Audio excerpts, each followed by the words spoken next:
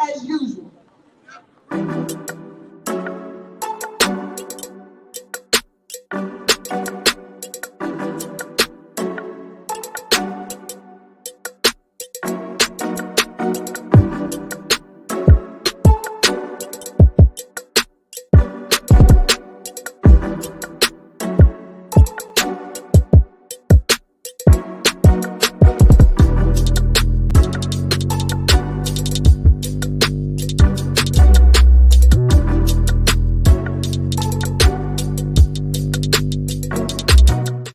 What have all these Democrats done for us lately? What have these progressives done for us lately? And so we must begin to do for ourselves. Camille Cosby says the system is not going to help us. Never have and never will. So what are you going to do, black people? So if you are interested in doing something and making something happen for real change, pull out your phone. Everybody pull out their phone. Turn the camera around and let y'all Everybody pull out their phone. Here for community.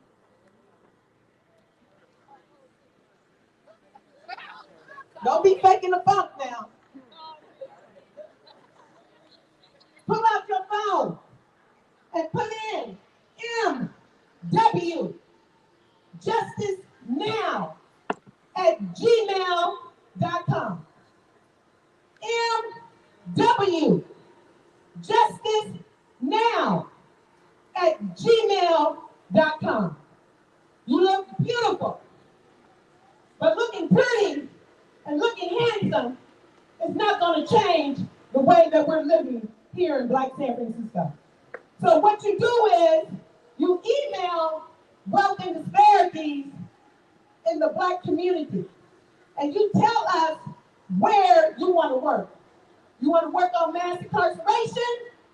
You want to work on homelessness? You want to work on housing? You want to work on economics? Where do you want to spend some of your time making a difference in San Francisco? The time for playing is over. In the 1960s, the Black Panthers, let me back up. First and foremost, we always try to convince white folks that we are relevant and we count. We spend most of our time doing that. 1960s, the Black Panthers came and they said, all power to the people. They were addressing society as to how they were living and leaving people out. 1960. 1968, the Memphis sanitation workers, they tried to convince America by saying, I am a man. I am a man. Also in 1968, James Brown came out, right? With what? What did James Brown come out? I'm black and I'm proud. In I believe it was 2013, the sisters came out with Black Lives Matter. Black Lives Matter. Behind George Zimmerman getting acquitted for murdering Trayvon Martin. So here we are, 2022.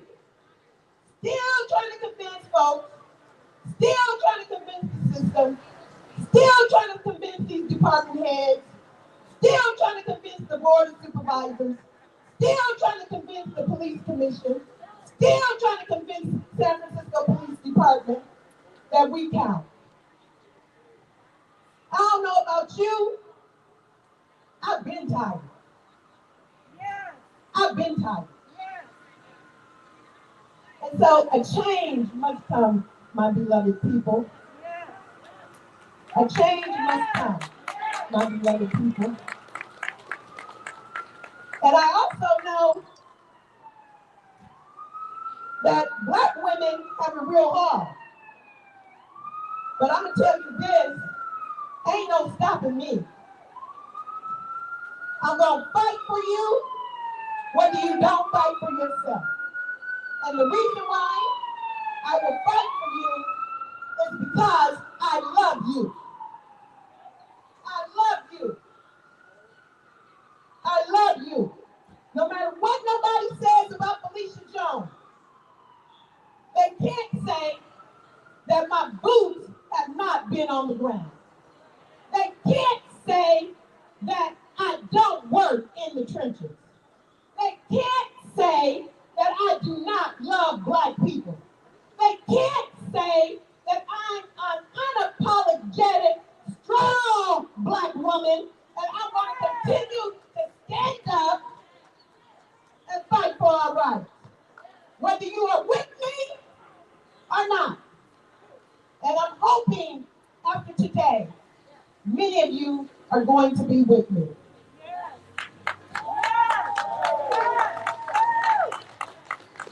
And so, with the loudest voice that you have, this is what I want you to say. All power to the people. All power to the people. You're not loud enough. Still ain't loud enough. I know we got these masks on and things, but I want you to make sure that they hear you over here. I want to make sure they hear you on Broad Street. I want to make sure they hear you behind us. Because you know why? You know why I constantly give things here on these steps of City Hall? And thank you, Mayor Breed, for always, approving me to come here and do the work that I do. It's because this is our house too. This is our house too. And you guys got to get comfortable and coming to your house. You got to get comfortable and coming to your house and letting folks know that you guys are using us. You guys are using us. You're not doing anything for us. Now, I will say, before I bring Dr. Jones up for a hot minute and then Dr. Silas, I will say, with Mayor Breed and President Watkins, they did give $120 million to the black community. How many of you guys know about that? The Dream Keepers? The Dream Keepers Initiative. Raise your hand if you know about the Dream Keepers Initiative. Not a lot of you. Y'all need to come on down. Y'all need to know about that. However, like I told Mayor Breed, and Shaman is here so he can hear it this time, 60 million, I take my hat off to you because this is the first time I know that monies have been generated strictly for the black community. But 60 million is not enough. 60 million is not enough. These departments, they need to be showing and demonstrating and also letting us know how much money from their own budgets,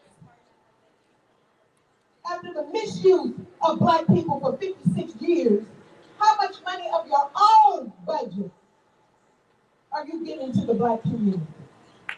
That's our fight. That's our fight.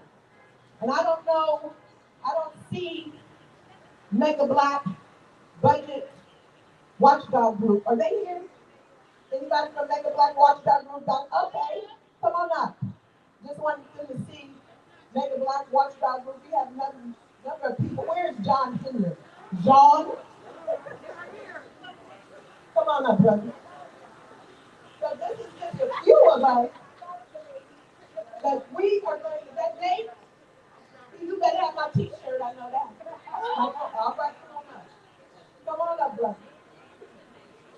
Just reach your bag. Just reach your bag.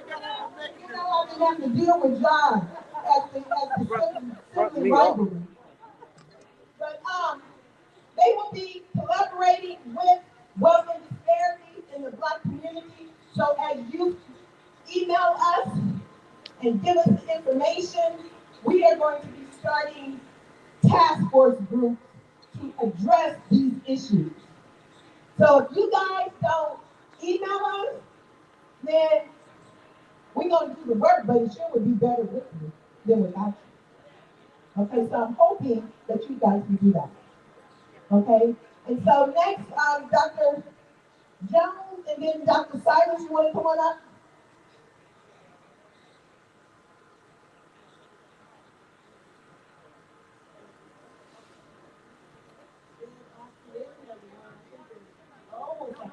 Good morning. My name is Marion Jones, and I'm the CEO of Westline Community Services. And I just want to encourage everybody to guard their mental health and to always be aware that um, that what depression does to us is allow the system to see flaws in the character of victims to justify the oppression that we are consistently under. And so we really have been bamboozled into thinking that when we seek out mental health services, that it's because we're weak or there's something wrong with us. But we have to really be the authors of our story. We have to fight for ourselves, and we have to fight for our mental health. Thank you very much, and I want to wish everybody a happy Martin Luther King New Year.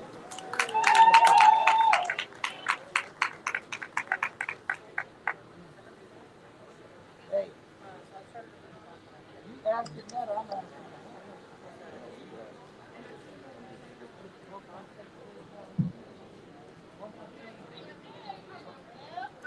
Uh-oh, here's the Dr. Charlie. Let's go, baby.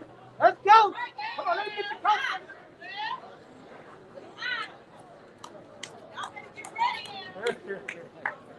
How y'all doing today? Y'all good? Okay, I want somebody to tap the brothers in the back because let me tell you something. People who have their back turned, I want you to tap them and ask them to focus over here. And there's a reason.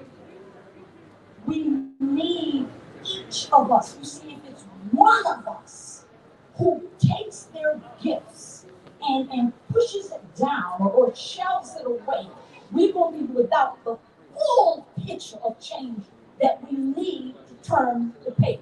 So I need you and you and you. I need us present right here. And it's the responsibility of the community to tap each other. Lovingly. Hey, baby, we need you over here. Hey, sweetie, come over here. Brother, sister, family, come on over here. Because what you're going to plant in this ground cannot grow the transformation we need without you. Make sense? Makes sense. Now, I need you, my people, to talk back. I come from a people that echo just like the ocean. Talk to me, because I'm talking with you. You are offering this word from me. Make sense? All right. I want to first thank Miss Phelicia. Can we give Miss Phelicia an amazing, heartfelt? Come on out, Miss Phelicia. I'm serious. You have to know how amazing you are and how we bless you. You know, this is not easy to put together functions like this. I don't know another sister in the city other than our phenomenal mayor and our king, President Walton, who could just make some calls and have police shut the street down and get in the front of City Hall with some chairs and microphone and music and clapping and people. Thank you for being the gift you are to us. Thank you. I love you.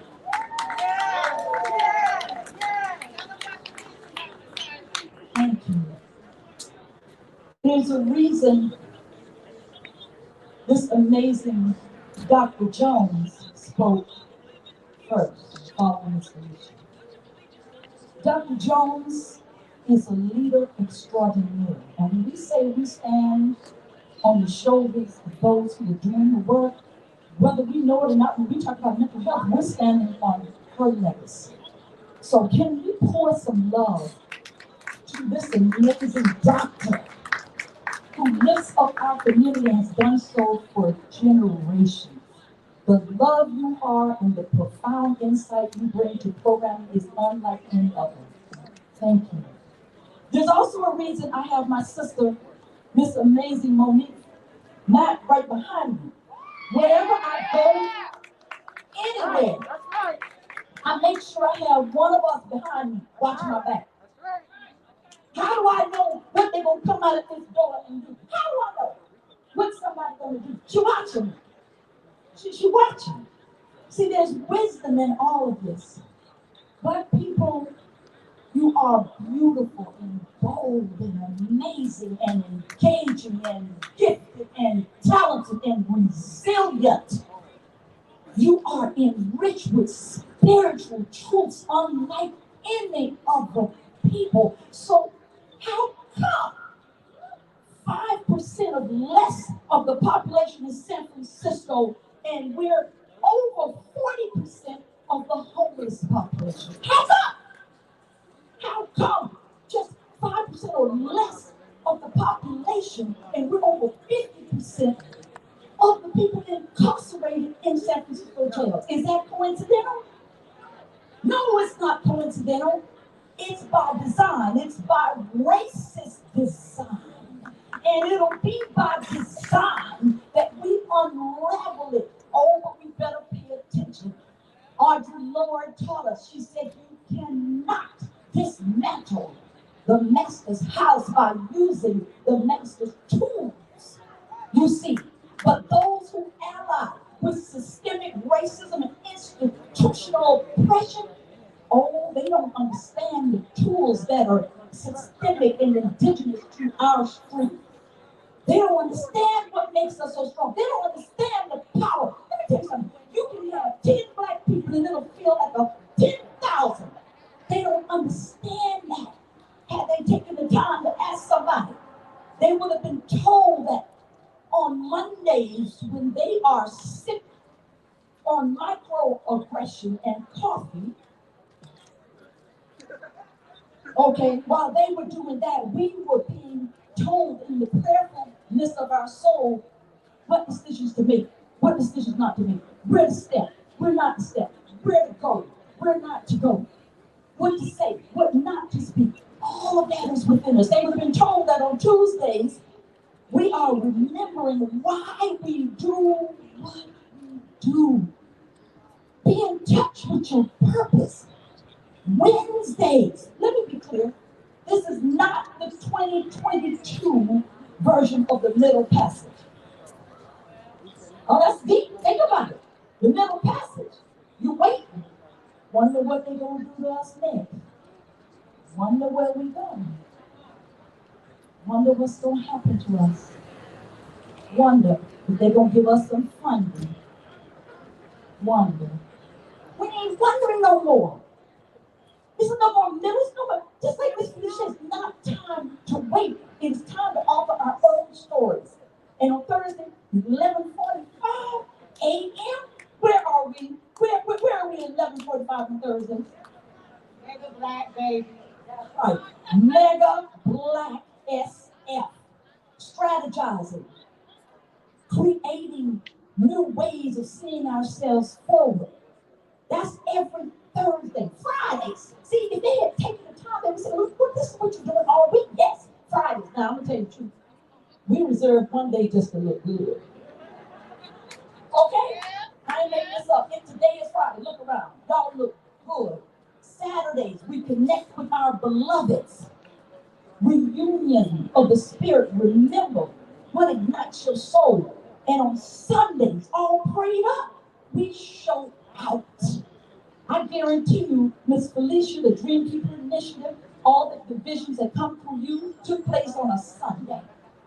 These are examples of the values within us. So we're going to hear a lot of people speak today. I think it's deep. Because before you get a penny of government money, do you know what you need to do? I've been running an agency blessed to be a part of Homeless Children's Network. Any Homeless Children's Network? people out here, any of the Amani staff, any of the HCM and my aunt, former board members. I'm gonna tell you something, before you get a penny, you have to show them what you're gonna do with the money, how many you're gonna serve, what impact will you have, what will be your outcome. You got to show everything that's a part of your vision. And you know why? You have to be accountable. Well, shouldn't we want the same? Shouldn't the folks that speak today have to tell us what their model is? How will they be accountable to us? This is powerful.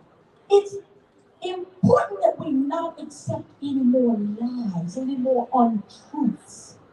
Be honest. It's in our gut that people lie to us. Oh, we're going to give you 40 acres and a mule because you've gone through so much. Look out. You see one mule walking up and down Market Street. You see one? No. We did not get $40 for a hug, much less 40 acres and a mule. And somehow that constant generational untruth has gone unaddressed. So I'm going to ask you to do something for me. Everybody who agrees with any part of this, throw your fist in the air. Not put it up there. Throw it up there. Throw it up there. Throw it up there.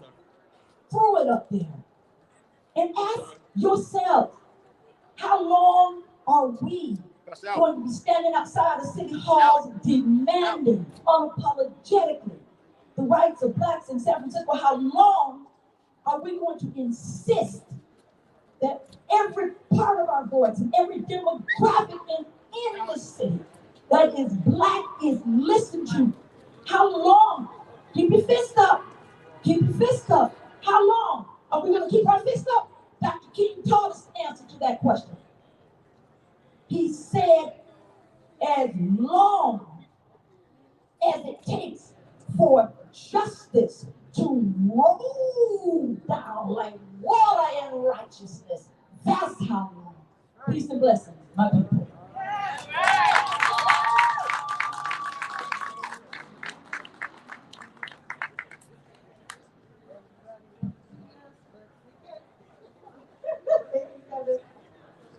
And thank you for bringing out the black journalists. Thank you, brothers and sisters over there. Thank you for coming and filming and taking pictures. We really appreciate it. Tom, and welcome Disparities. Thank you. I just want to introduce, before I go on, my core team. Welcome Disparities in the black community. We have Matt Fox up there writing down everything that these politicians are going to say, because we're going to hold them accountable. Okay? We have David over there passing out water, and we thought it would be cold, so we have hot cider. So go over there and get you some hot cider or water. We're going to have some free food. We have fish and chicken that we're going to be passing out tickets, and you're going to be able to eat for free. For free. Then we're going to, you got to stay to the end for this one, though. We will be giving out $500. $325 gift certificates. You ain't got to do nothing. We ain't asking you to buy. We're giving you a raffle ticket. And when your number is called, you come up and get your money. We're giving out $100 and $50. We're giving out two $50 gift cards. And we're going to give out one $100 gift card. That's wealth and disparities in the black community. Because, see, God blesses me, and I got to bless my people right back. Okay? So we're going to bring up our...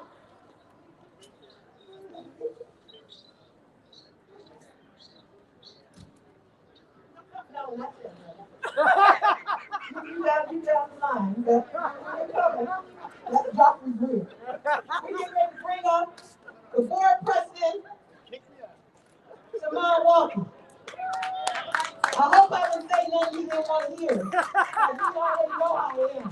And you still love me. So come on up here, brother. You know I love you.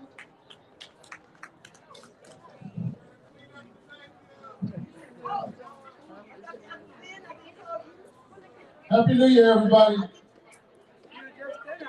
I know Phelicia mentioned James Brown and Say It Loud, I'm Black and I'm Proud. But I think she forgot about Run DMC. Y'all remember how that goes? You know I'm about to be black, y'all. And that's a fact, y'all. And if you try to take what's mine, I'll take it back, y'all. It's like that. We love DJ. We love to my DJ. But on the real though, we got a lot of work to do here in San Francisco. As you know, we've been fighting for a long time to address the injustices that exist, address the wealth gap that exists, and it's been a long road. Like Phelicia said, we accomplished some things with redirecting resources to the Black community, a $60 million investment over the next 2 years.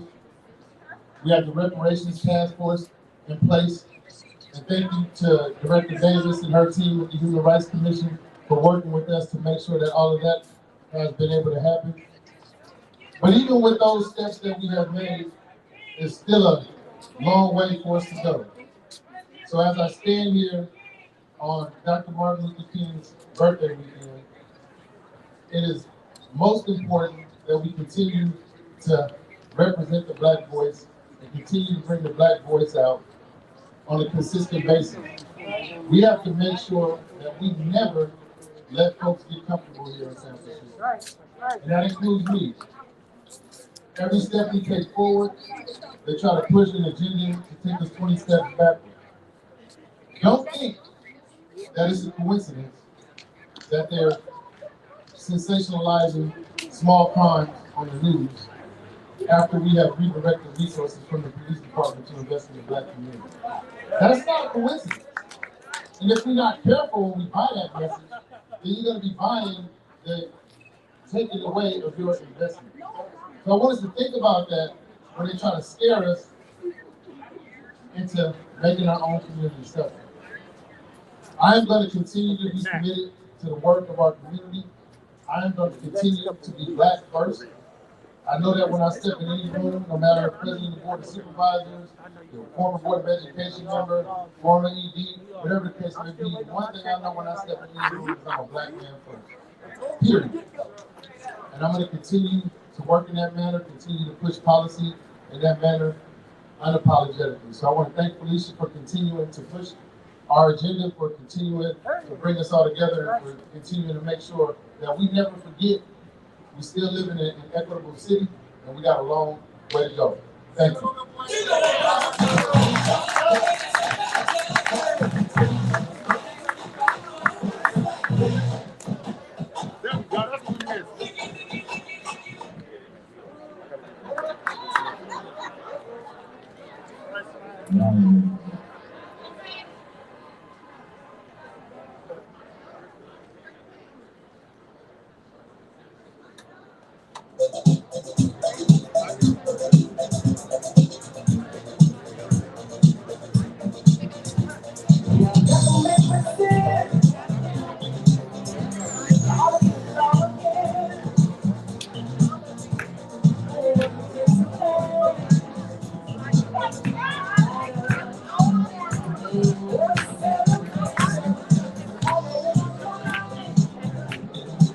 Come on now, we're here to celebrate Martin Luther King at the same time. All the folks know.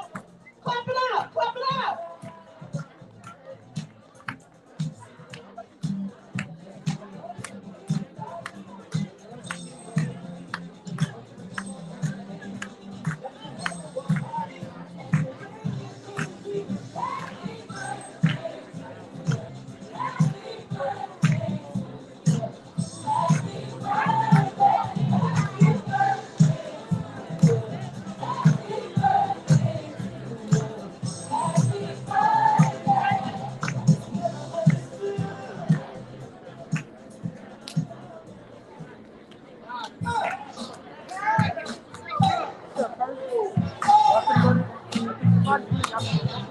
Y'all too quiet. Come on now. And raise those signs up. I'm Black and I'm mad. Why? I didn't give them to you for you to fold them and put them in your pocket. Hold them signs up and let folks know that I'm Black and I matter. I'm Black and I matter.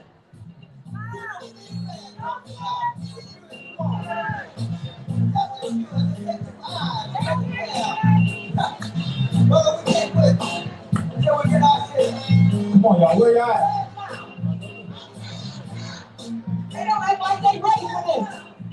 The sister right here, she ready. Oh, that's sorry. That's sorry. Y'all black, y'all proud, or neither? Come on now. I want this song. This is my hand. All the way back there before the other man. None of the men that can. Thank for ourselves. I'm tired of beating my head against the wall. Fucking someone else. Say it now. Say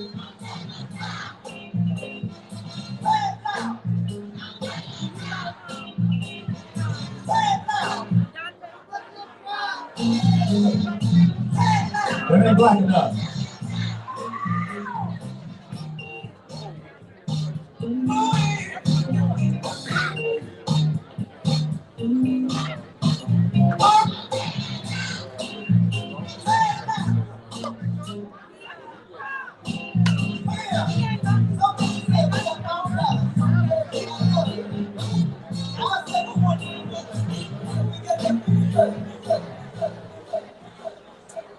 All right. I guess, you guys are like any other time when you at a party and takes y'all a little while to warm up. But we ain't got time to be warming up. We got to come out doing it like right now. Okay? So our next speaker is going to be a young man who started out with John Burris fighting for civil rights. And he's also part of Wealth and Disparities core team. And that's the people's lawyer, Adante Pointer, from the Pointer's point of view. Clap it up for Adante.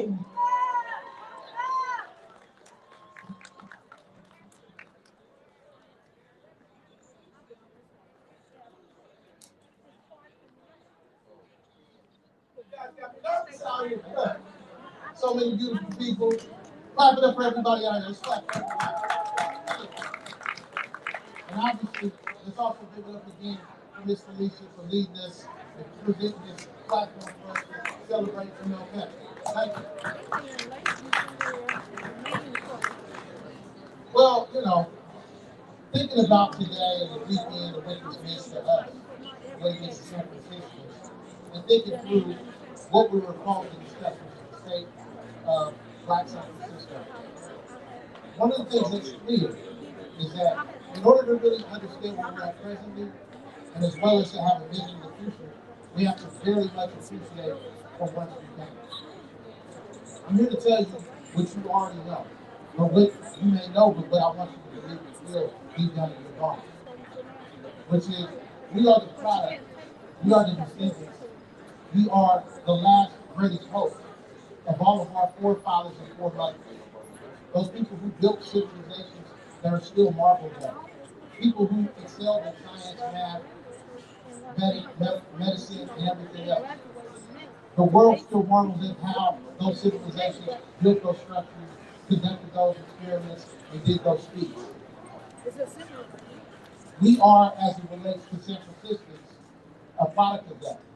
We are the very same people who came here fleeing the leash or the lash of the South and relocated to the North only to face housing discrimination, economic destruction, over-policing, mass incarceration. Hell, they unleashed the gates of hell on this community in order to beat back our pride and prevent our progress. You must understand that, not because we're victims, but because you are victors. You are not victims, you are victors. Because we have been in a long struggle in this country and in this great city of San Francisco.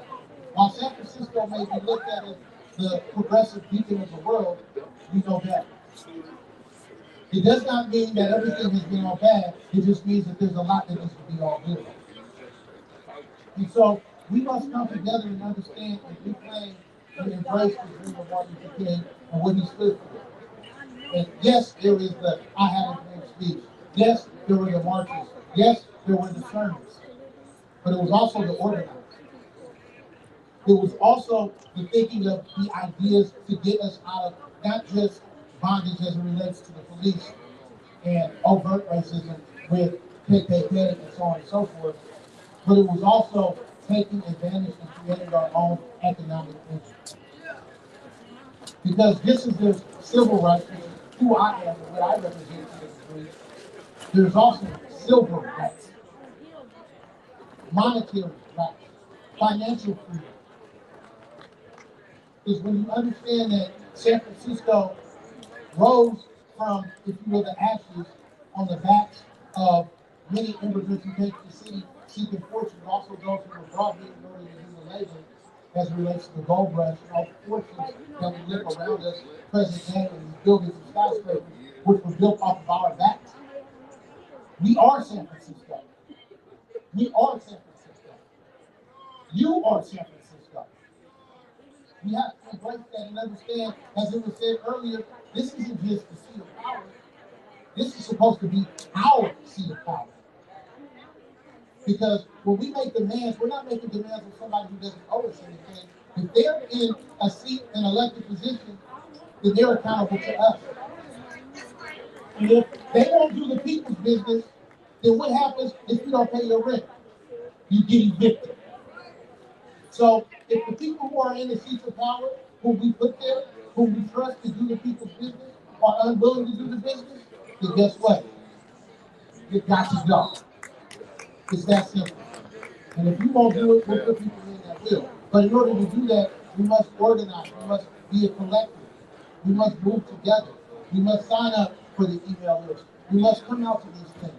Understand that when they unleash the gates of hell upon the Black community in this city and throughout the country and really throughout the world, as I said, with the drug war, with substandard housing, substandard education, they did that because at that point in time, when you had the Black community organizing, it was such a powerful force. When they showed up on the steps of the Capitol in Sacramento with guns and berets demanding power to the people, the response of the system was to unleash the gates of hell. So once again, we're not victims, we are victors. Because despite our numbers of being 5% or less, or whatever that number is, it wasn't numbers that we relied upon to make it to this point. It was our belief in God, our spirituality. It was our belief in our ingenuity. It was our belief in our stick-to-itiveness, in our brilliance that is in our DNA, in our bones. The same very DNA and cells that they use this Latchkey in order to come up with all the different vaccines and things that are used today. That was from a Black man. Just like the brilliance of jazz that was embraced by the city in the Fillmore, where you had the greats of Count Basie, Ella Fitzgerald, and so on and so forth coming here. You have the same people in the culture today embracing the rap and hip hop culture, whether it's from HB or Hunters Point with RBL Posse, or whether it's from Fillmore with Mo Benichetta and anyone else, JT the Bigger Figure, and so on and so forth down the line. Understand that where we find ourselves at today is not the end of the road. Absolutely, sister. All of that. Everyone's including you. And so I just want to tell you, as we end up here, this is not the end of the line. We should not hang our head in defeat. You should not walk with your face down, feeling as if the burden is so great that we can't handle it. We've had this burden on our back. It hasn't gone anywhere, but we carry it with so much grace and dignity, and we carry it with the commitment to shift the focus from us supposedly being victims to us being victors. And so, in the name of Martin Luther King, my friend, brother, a person that we all look up to and idolize in relation to what he represented, we have to understand that we are the solution to this problem. We are our own solution to their problem. I'm committed to fighting with you. I love you, beautiful people. My name is Dante Pointer, lawyer for the people. Let's get it.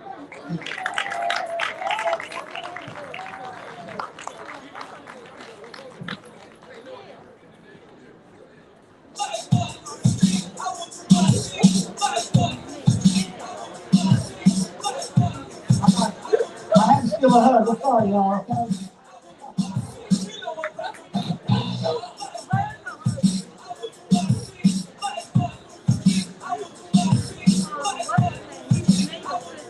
Hey, you Tay.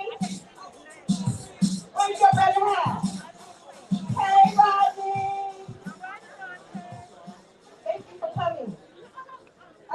give a shout out real quick to Shug, who is part of Wealth and Disparities in the Black community.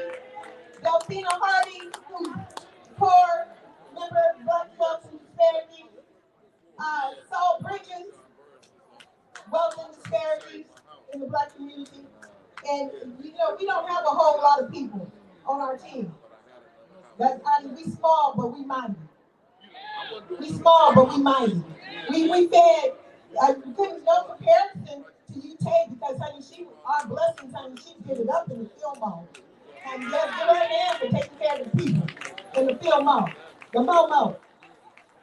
But Wealth and Disparities, we fed 50 families over the holidays, November and December, and gave them cash money. And the seniors got $100 along with their grocery bags to make a whole Christmas, Thanksgiving, not Thanksgiving, but New Year's Day meal. And they gave them $100 bill, you know, because me, I like them Franklin. I like them Franklin. I like them Grants, but I like them Franklin better.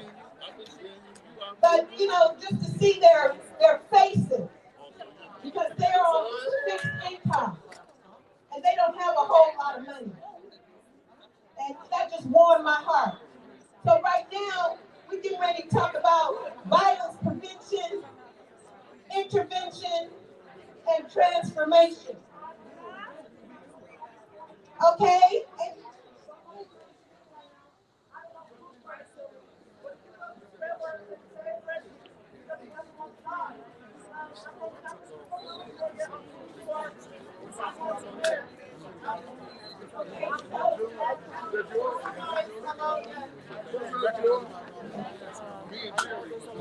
Can the brothers from Discovering Your True Self step on out? Discovering Your True Self. Y'all talk about what y'all want to do, but I do what I can do. Brothers coming in that jailhouse. Brothers going to the penitentiary. I can't save nobody, but what I can do is working for San Francisco Sheriff's Department, working with them brothers behind the bars. I can give them good information. Good information. And ask them, do you want to live or do you want to die? Do you want to live or do you want to fucking die? And they...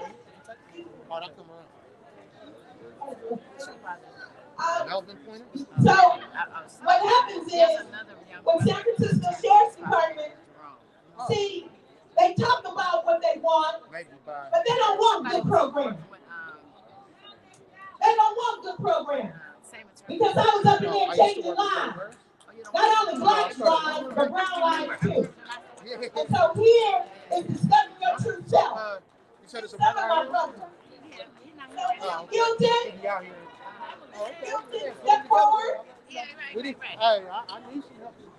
My nephew, step forward.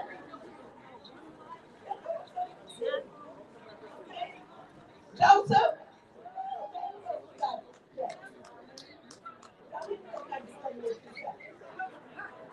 I don't know if you can handle me in discovering your true self. You can't have thin skin. Can't have thin skin when you're getting down with me. Am I right, brother? So, Mr. Joseph is going to say a few words. And then, I don't know, Mr. Joseph wants to say something. My nephew wants to say something. But we are here to announce to you today. We're getting ready to start our own mentoring program. Discovering Your True Self mentoring program. Well, where we address, this is what we address. Money, sex, drugs, guns, and gangster rap.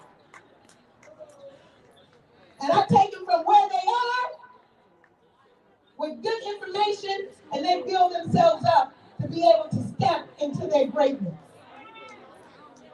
Because see, there's a lot of brothers behind these bars that do whatever they can to get out. Then they go back to the same block, the same spot, get arrested by the same cop, and come back under the same law. We got to stop that. So, Mr. Joseph, come on and say your piece.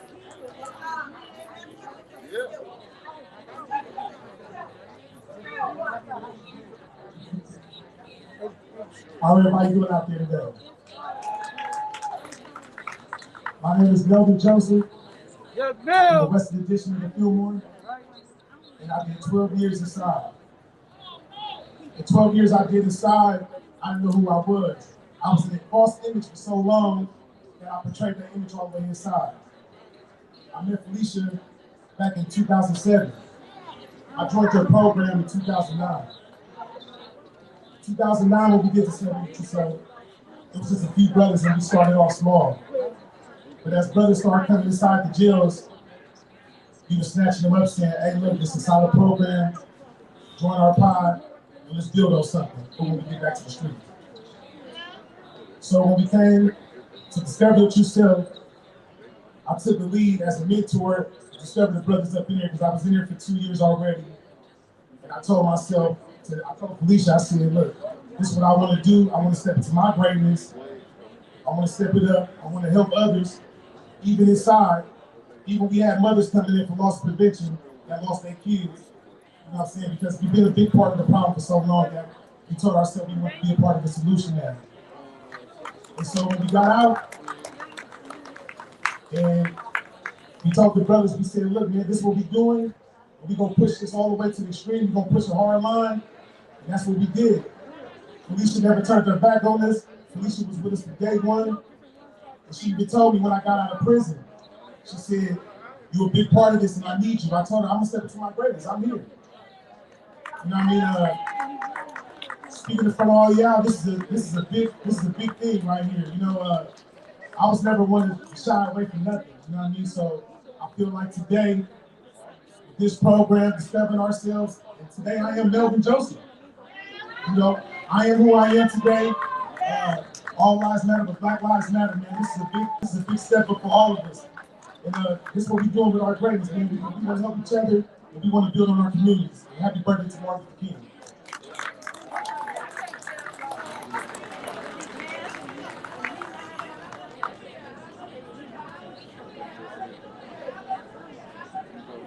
Good afternoon, everyone.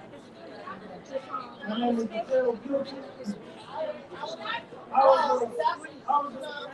was incarcerated for 8 years. I was acquitted July 2021. I discovered my true self being incarcerated in San Francisco County Jail. Ms. Jones discovered my true self and supported our program. And I got together with a lot of the inmates, and we just wanted to make a change in our lives and in our communities and for our children. And you know, this moment right here is surreal to me because I didn't think I was gonna come home. I was facing a life sentence, and God blessed me to come home. And I just want to give back to the community and support whatever I need to build up our youth. And with that being said, God bless and thank you all.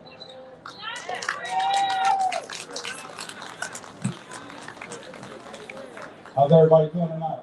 It is sleep to death. I'm 4 hours of sleep. I just want to speak on Discover Your True Self. It's a program Phelicia started in the jailhouse. It's a pay it forward thing program where she comes in, breaks us down to our core self, strips away our false images of ourselves. We learn to talk and talk about hard subjects that we don't talk about in the streets and with our peers and stuff. It was helpful for me because, you know, from very young, we have all these negative stigmas and influences that we follow and pick up and carry on and live out in our day-to-day life. And we don't know how much we you know, conceal and take on and how painful it is and how much everybody is walking around in pain and trauma and stuff.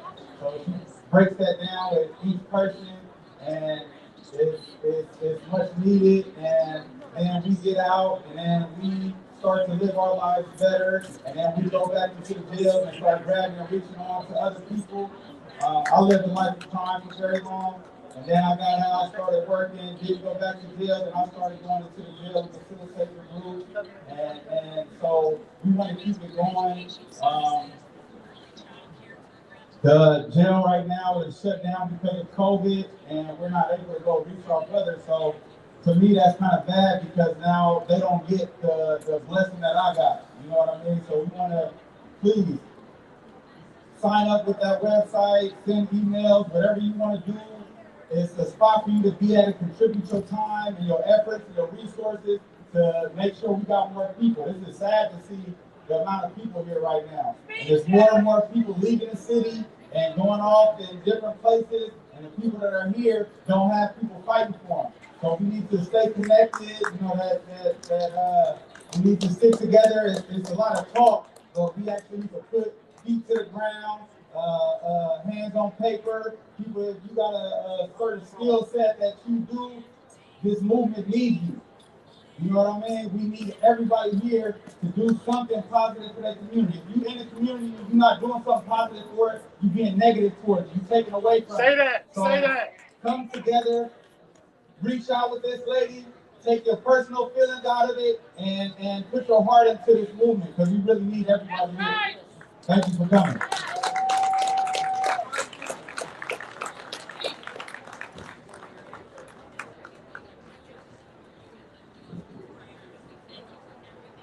So this is Discover Your True Self. We got other brothers. We're about 12 strong for real. You know what I'm saying? And that's the work I do behind the wall. That's the work I do behind the wall. And it's serious. Because I want them to live and not die. And as Jeff said, the brothers, have been locked up like they in a maximum security prison for 2 years. Come on, make yourself come on up this way. Public defender. For 2 years. And I've been asking the sheriff's department, okay, there's things we can do to give these brothers programs while we're fighting COVID. Because one, they're citizens too. They're citizens too. They're locked up, but they still are citizens. You can go to restaurants. You can go to the movies. We can gather here, right? Social distancing. Why can't them brothers do it? And so Mano is here to talk about what he's going to do to help discovering your true self get back up and in jail. What he's going to do to work with Sheriff Miyamoto to find some solutions to have them brothers programming. Because when they program, we have what we call milestones. So for every 6 hours of milestones, you get 1 day off your sentence. So for 2 years, them brothers have been denied their milestone. And that is not cool. That's not cool. So Mano, step on up and tell us what you're going to do, brother.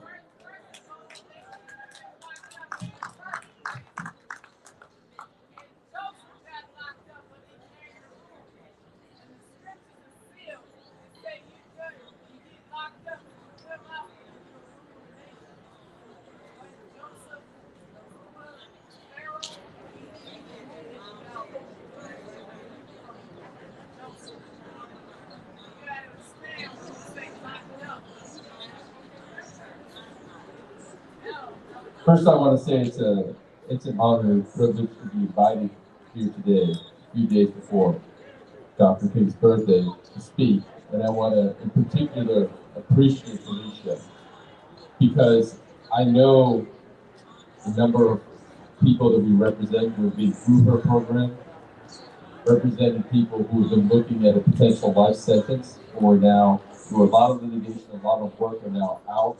I've gone through clean slate and doing beautifully well. And I know that work that happened on the outside and that journey that happened on the outside started on the inside because of programs like Know Your True Self.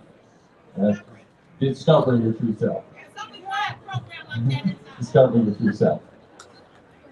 Dr. King said that injustice anywhere is a threat to justice everywhere. Right? And What we in the public defender's office try to do is to avoid people being locked up to begin with. We have a pre-trial release program where we're getting in there early and doing everything within our power to make sure that families know what's happening with their loved ones, to make sure that the judge, when they're making that decision, has the full information so that hopefully people can get out early. You cannot.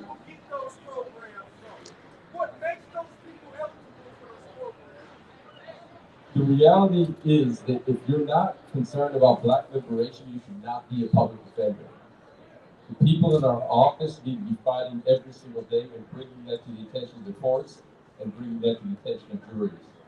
In addition to our pre-trial release program, we encourage everyone to be filing those motions for release so that people can be out, because our community is everyone in our community. People who are incarcerated, people who are incarcerated, they're all members of our community and all people that we need to be fighting for. The courts, unfortunately, have not been providing our people that we represent with the rights to trials. And there's a lot of people locked up for weeks and months past their last day. So we're personally sued the court to make sure that they open up trial courtrooms, and we're demanding that they open up trial courtrooms because we know unless you have that right to a trial, we can't get justice. And that's another piece that we're working on now. We have a young defender program to get, because we know a lot of people who are interested in criminal justice are not interested in law enforcement, but they're interested in liberation. So we're having a paid internship for high school students to get exposed to the work we do, to eventually join us in this fight for our communities. This moment is still the George Floyd, Breonna Taylor moment. Hands up, put your hands up.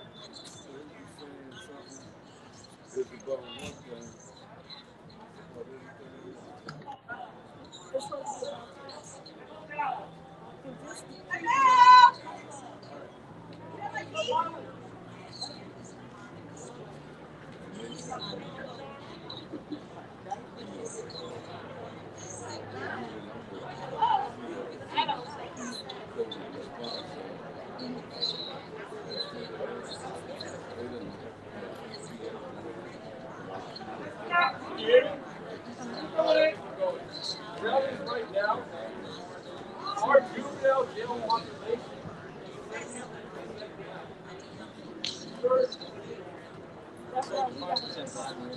that's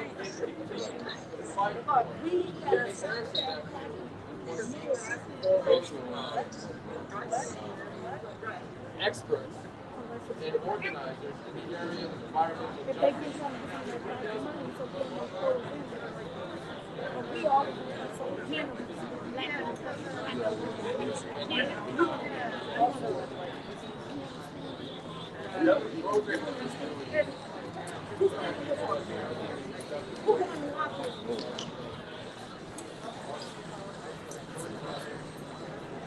We know that if we can't get diverse juries in this city, we can't get justice. So we now passed a bill to say that if there's an economic hardship for you, you will be paid $100 a day to be on a jury. It's a pilot program, the first in the country. So we're trying to push on all fronts. We're trying to push pre-trial, we're trying to push for trial, we're trying to push for fair trial, and we're trying to push for racial justice. We have a racial justice committee in our office, we have a Black affinity group in our office, and it's something that we're very committed to and we're going to keep on pushing for in conjunction and in collaboration with community. And the best thing we're fighting to do is not have people in the jail to begin with, but when they're there, we need the programming, as Phelicia has been talking about, so that when people are there, they can have the programming that they need. So I want to thank you all for your time here today. Happy birthday to Dr. King. And public defender work is Black liberation work, and we're going to keep on pushing on that front. Thank you all.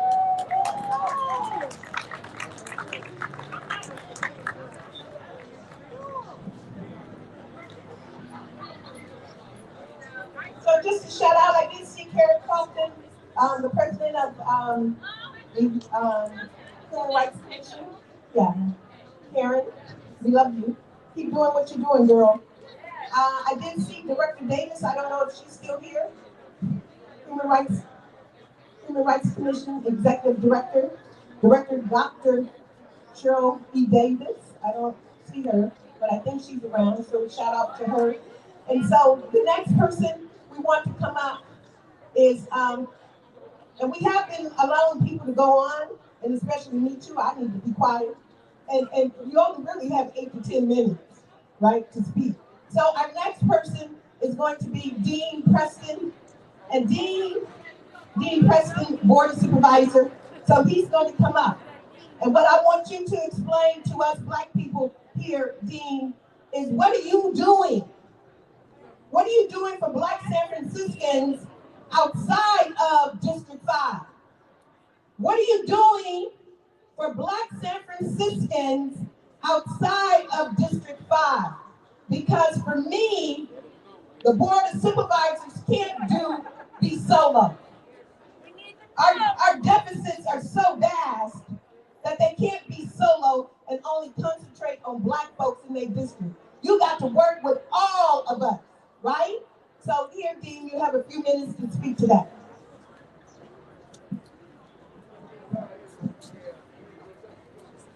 Thank you so much, Phelicia. Thank you to Welcome Disparities, the Black community, for organizing this event. And it's really a privilege to be here with you all.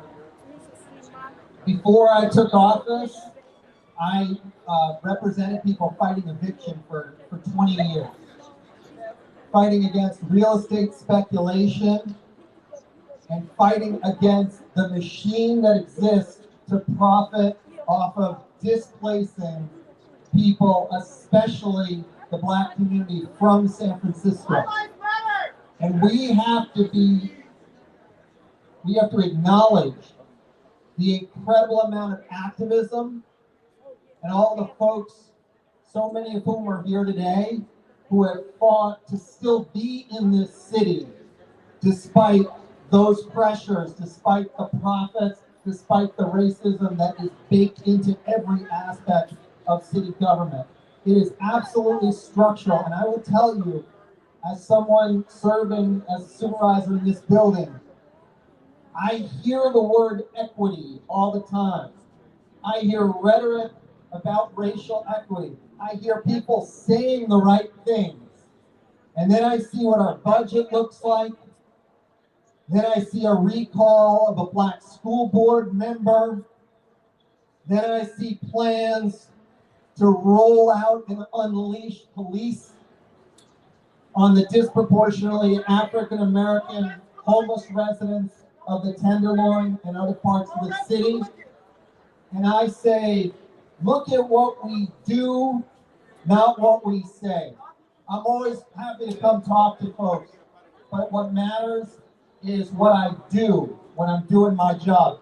So to answer some of the questions, we fought for and got a tenant right to counsel in San Francisco, and we fight every year to make sure that's funded.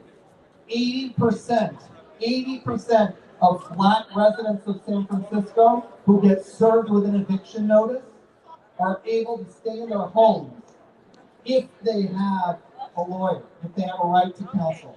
So that's why the right to counsel program has been one of our biggest priorities.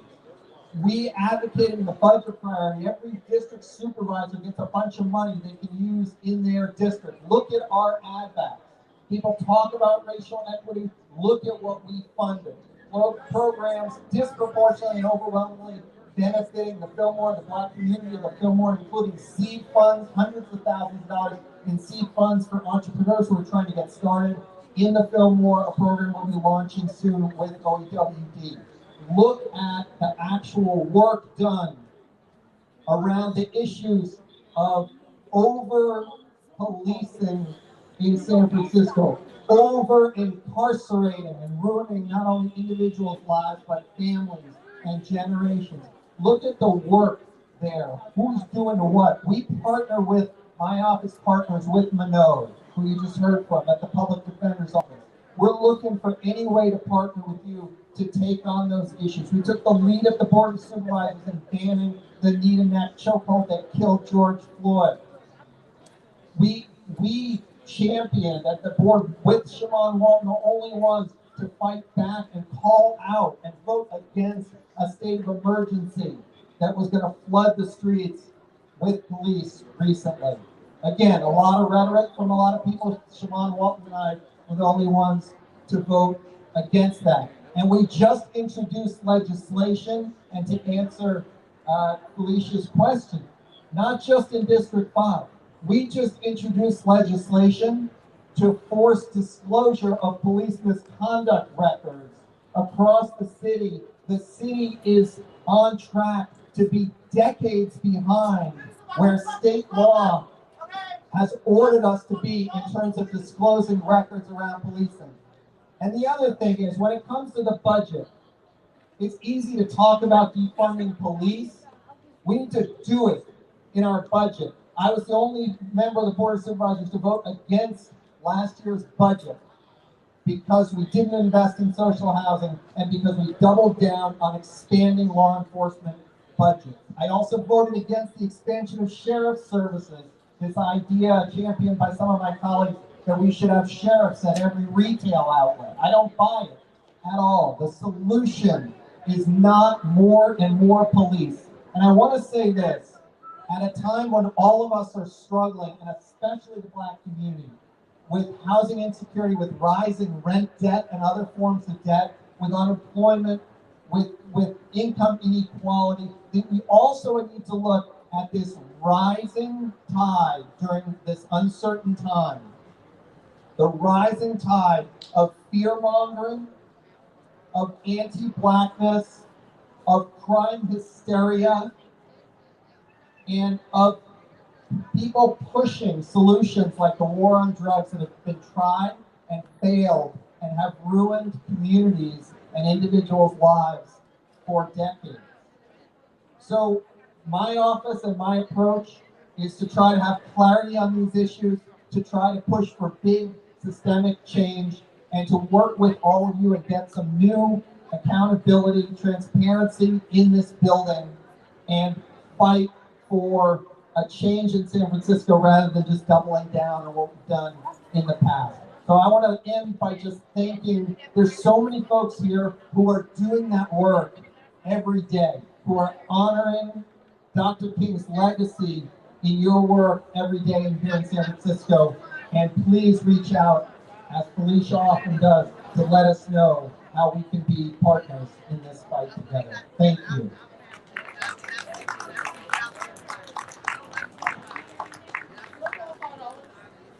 Okay, and so then as you walk away, I want you to know that city and county Black workers, we've been fighting since 2018 for our rights. The city and county of San Francisco, they do Black workers terrible. We the lowest paid, we the first fired, we have more medical separations than anybody else, any other ethnicity, right? We have probations longer, and we've been going and had 3 hearings with the Board of Supervisors, and ain't a damn thing happened. And we tired.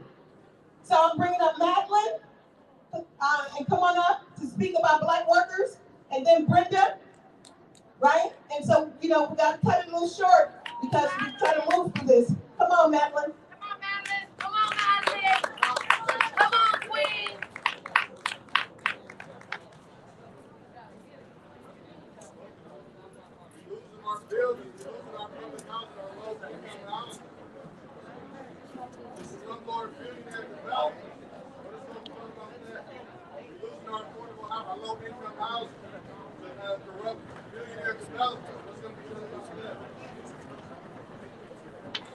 Okay, hello everyone. My name is Madeline, and I'm here. I just want to speak a little bit about the Black city and county employees of San Francisco. As Phelicia mentioned, after 3 hearings in 2018 to the Board of Supervisors, we are still here again. 3.5 years later. And we just want to be made whole. We're asking for equality, equity, and justice. We want to be treated the same as our non-Black workers without bias, without hostile work environments, and without discrimination. I am an employee of the San Francisco Police Department. In the police department, they are overlooking Black females with long time experience and promoting white. This has to stop. The white women that are being promoted don't even have a year's experience. Whereas the Black officers have years of experience, but that's the way it goes with Black workers in San Francisco as a whole. I am also an SEIU 10-to-1 dues paying member. And the leadership in our union has discontinued the first Black Committee Race for Racism, which the president of the union is a Black man. And so I say all that to say that all skin folk ain't kin folk. We need to hold the city and county departments accountable who practice these discriminatory practices, that they must correct the abuse that they put upon Black workers. We demand this correction now. Muir Breed hired a private investigator to research the claims of the Black workers that we spoke upon at the hearings. His name was Professor Gould. And Professor Gould found out what we already knew, is that our claims were true. However, no one has come to us, no one has spoken to us, and no one has came to us and told us how they plan to make us whole.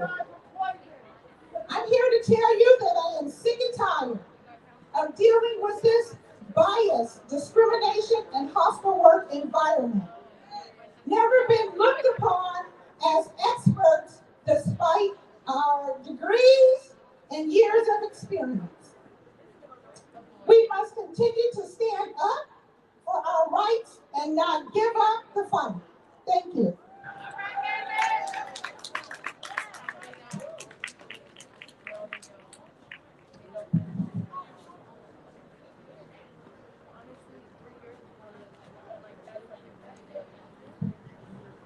Hi, my name is Brenda Barrow, and I'm a 42-year employee in the Department of Public Health. And what I want to talk about today is the disparities that I see every day happening in public health. Now, we have somebody out here walking around, and we know that the mental health issue in San Francisco with Black is a problem. They're not addressing it. They're not putting their effort into it. We all have to work together. God bless you. So, what we want to say is we want all of you to work for the city. One of our biggest issues is that they bring Black people into the city. They're never in permanent positions. They're the first ones fired when any budget issue comes. And we need to bring more Black people into the city as employees. And so to the Board of Supervisors, Phelicia knows we've been fighting this fight a long time. We need to get more Black people into the city. And they need to be real jobs, permanent jobs. What we see is they're bringing Black people in under nonprofits. But they're not hiring them into city jobs with benefits and pensions, which they all deserve. So what I hope this community puts pressure on him inside this building to make sure that they get Black people real jobs, not just these bullshit jobs that aren't permanent.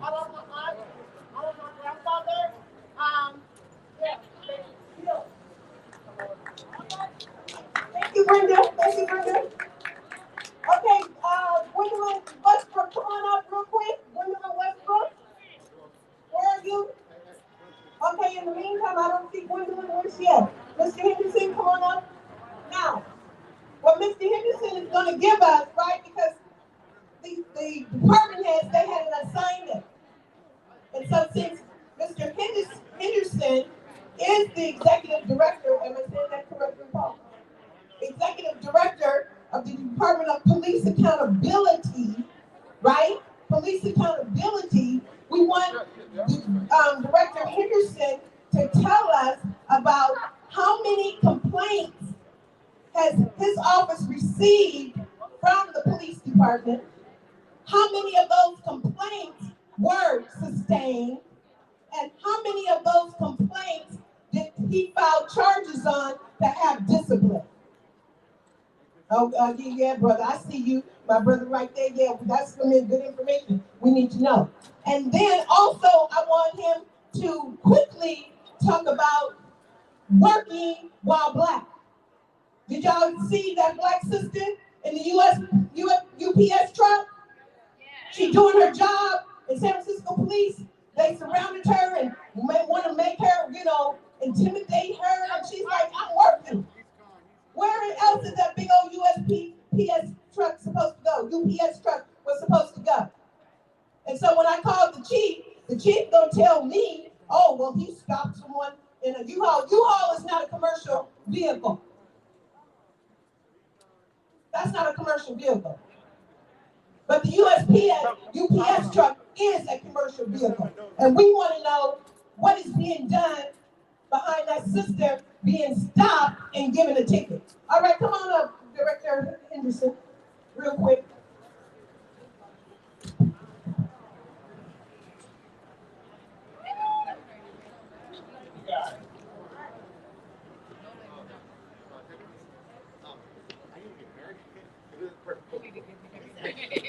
Okay, good afternoon. Thank you guys so much for having me here. It's a real pleasure. Honestly, when I look up to stand in front of City Hall and look out into this audience and to see so many faces that look like mine that are from San Francisco, because that is not something that I experience very often. It makes me happy and I have a sense of pride just seeing all of you here. Phelicia didn't mention this, but let me just talk a little bit about my background. My name is Polk St. I'm a fourth generation San Francisco. Fourth generation. So my family's from Hunters Point. I grew up in Bayview on Gilman, off the Third. To be here in this city and to look out and see so many of the faces that I see, that I grew up with, that I have known my whole life here, advocating for the potential of what this city can be, which is an inclusive city. It fills me with a sense of pride. So it's not lost on me, and I appreciate all of you coming out. It's a pandemic. It's the middle of the workday. Everybody has things that they can be doing. The fact that you guys are here identifying yourselves as advocates is a powerful thing. And I'm here to empower you with knowledge and some information. So thank you for having me. Let's give ourselves a round of applause. The change is possible because of what we are here today starting and initiating and participating. I know we've heard speakers before. I saw Mono is here from the Public Defender's Office. My mother was a public defender here in San Francisco. That's a paid for me to go to school, to come back here and do this work. And I know you've had some of the other elected officials. I'm one of the department heads of the city, and I'm here to talk about, let me just start off with the case that you were just talking about initially, the driver, the African American that we all saw. I can't talk about the specific case because my office is involved. Now, what that means is we have already started working on it and have opened up an investigation. And you don't have to gasp or sigh and feel like, oh, now I'm hiding the ball. Because everything that I do is published. Everything that I do is transparent. So I can't talk about it today, but because I can't talk about it today, means that you can read about it tomorrow, not tomorrow. Upcoming, it will be part of every case that comes into my office, every investigation, every allegation that comes into my office is documented and made transparent in my weekly reports that are televised at the police commission. Please tune in and hear and see and learn what's going on. If you don't see it weekly, I publish it monthly, I publish it quarterly, and it's all published annually as well. And that, to me, is the standard that we all should be following. When you have questions about what's going on with policing, when you have questions about what reform is, what accountability can look like, it starts with data, and it starts and it ends with transparency. We can't fix what we don't talk about, and you can't talk about what you don't know. And so the demands for transparency are of ultimate importance, which is why I appreciate you asking that question, not just to me, but from the other agencies that may be involved in cases like that. I know they told me not to talk too long, but I want to share at least some of the details and the information so that folks walk away from this presentation and feel empowered with knowledge and information to move forward, not just to ask better questions, but to know some of the facts and the truth about what goes on in California and in the state of California and in San Francisco. So, some of the things that I think is really important, I can't believe we haven't talked about it yet already, is the information that just came out last week, which is the Racial Identity Profile Advisory Board report. That's RIPA for short. But what RIPA is the state report that just comes out that speaks to race disparities in policing. This is very important. The reason that I'm talking about it here today is because it's accessible to every single one of you that has a computer or a phone that can look it up as confirmation of race disparities, not just in this state, but in this city as well. And it's documented, all of the encounters from law enforcement and policing stops along our highways and on our streets, and obviously there's a race disparate outcome. I want to encourage all of you to try and look at that report as confirmation of why we're here today. It's not just your opinion, it's not just our perspective that there are disparities that are built into law enforcement. These are the facts that empower us to demand change and focus on the specific statistics. You don't get to argue with the statistics and the facts. Again, not just for the state, but for the city of San Francisco as well. There's a 5-page summary if you don't want to read the whole thing, but I encourage you all to look up RIPA in California to see the report. But here's some of the things that report tells us about San Francisco. It says that in California, 6% of the population is Black. The population in San Francisco is under 6%, so that's around the state average. But here's what we know. In California, that the stops, over 15% of every stop is for African Americans by the police. That is unjustifiable. And that means that African Americans are 2.5 times more likely to be stopped by the police.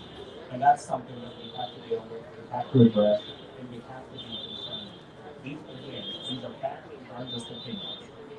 In San Francisco, African American male drivers make up 25% of all stops. Again, these are facts. You don't get to argue with them. This is what's happening. These are the proofs, and it's in the report. And if you look at the reason for the stops, 85% of the stops were made for traffic violations, 12% were made for reasonable suspicion. And if you look at Black drivers, 75% of them were stopped for traffic violation, and 21% were stopped for reasonable suspicion. And in San Francisco, 50% of the stops of Black drivers are for traffic violations, and 44% are for reasonable suspicion of criminal activity. The statistics in San Francisco are higher than they are for California. Again, no argument here. These are facts as reported specifically by the police department. We know there are disparities. The real issue is what are we doing to address these disparities and to do something about it. Part of what my agency does as the Department of Police Accountability is to take the allegations. And my agency handles over 3,000 allegations a year, 3,000, which leads to an independent investigation. And part of why that matters is this is one of the only oversight agencies that has its own staff to conduct their own investigation and does not just take the reports from the law enforcement agency to affirm or challenge what the department is telling us. That's very, very important. All of those records are done and published regularly so So there's no need to have ambiguity as to whether or not the department is working, whether or not it's leading to sustained cases, and what we are doing with our cases. All of it's published annually. If you haven't already seen the annual report as published by the Department of Police Accountability, I strongly encourage you to empower yourself, empower your community, our community, and your family and neighbors with that annual report so you can see not just how the work gets done, not just see what the results are of discipline, of determinations, of forced retirements that come out of these allegations, but also a breakdown by neighborhoods and communities and specific precincts so you know where the complaints are coming.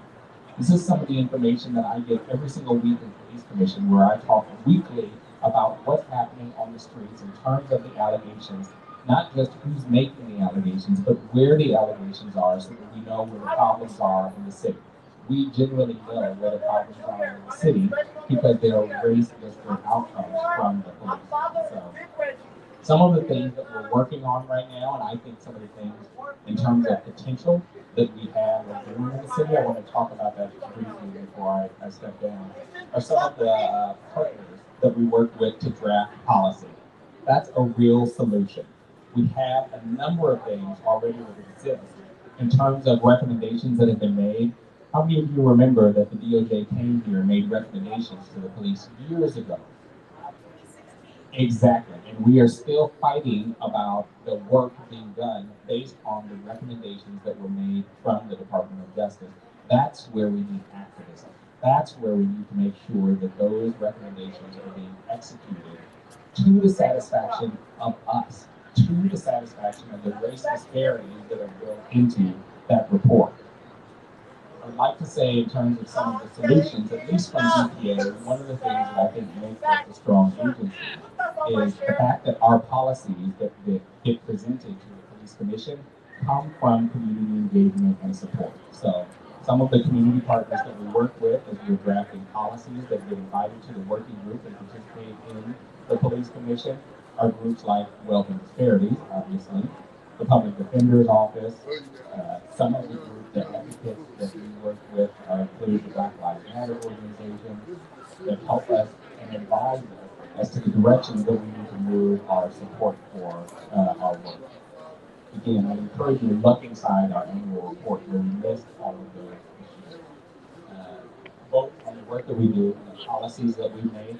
And you don't have to just look at the policies that are being made right now. I've published the entire history of policy recommendations that the organization has promulgated over the decades.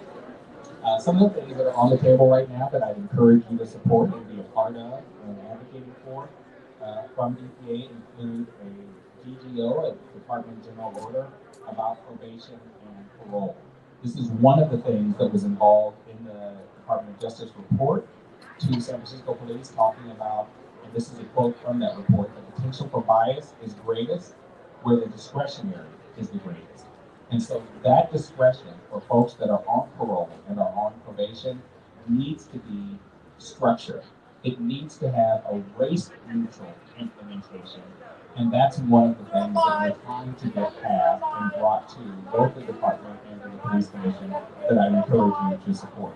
The second thing that I just want to mention that you should be looking for over the next few months is a recommendation about ending pretextual stops. The subjective discretion that the department uses that supports the stops that I was talking about at first when we were talking about what those statistics were.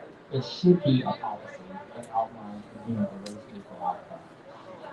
Some of the things that I think that we all need to be working on are broader transparency and the work that we do. I'm proud of the transparency that the Public Police Accountability has, but I'd like to see some of that transparency, and I encourage you to push the department to increase their same level of transparency. To the degree the work that's done by EPA represents our voices in this work, I'd like to see some of that revealed from the police department and internal affairs. Why aren't they publishing their documents?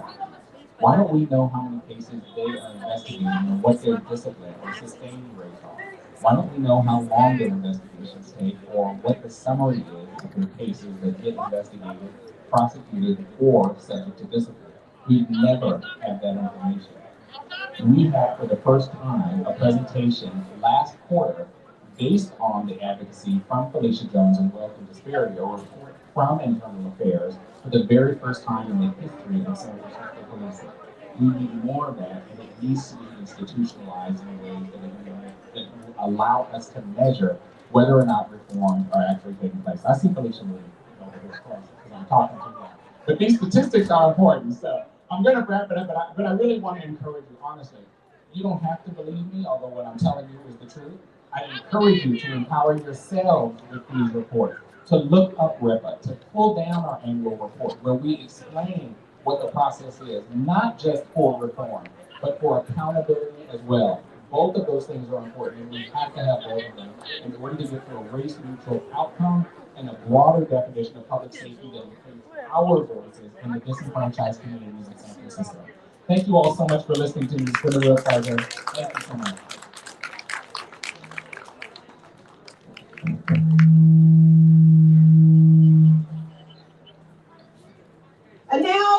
Anel, where are you? Anel. I just want to say, Anel is one of my babies too, with Summertail County Near Mentoring Project. I've been working with her since she was 12 years old. So, you know, Black youth are important to me. I want to give a shout out to my sister, Lynn Westry. Y'all know Lynn, clap it up for Lynn. Okay, so I don't see Gwen, I don't see Ariane. I guess they got tired and they left. I really am apologizing about that. Huh? And, okay, so what we're going to do right now is we're going to end with tango. How many of you know tango? Y'all know tango? Tango is San Francisco's poet laureate. He represents the whole city of San Francisco in regards to poetry. The brother is bad. Even though he didn't bring my chocolate, he's been telling me he don't give me a box of chocolate for a year now because he don't be remembering when he's supposed to come on program when he don't. But I love him because we go way back to 5 keys. So here we go. Wait, tango, and then does everybody have a blue ticket? That truck right there, that's where you go get your fish or your chicken. It's free. So you guys go there, and then we're going to start the raffle also, okay? So, tango.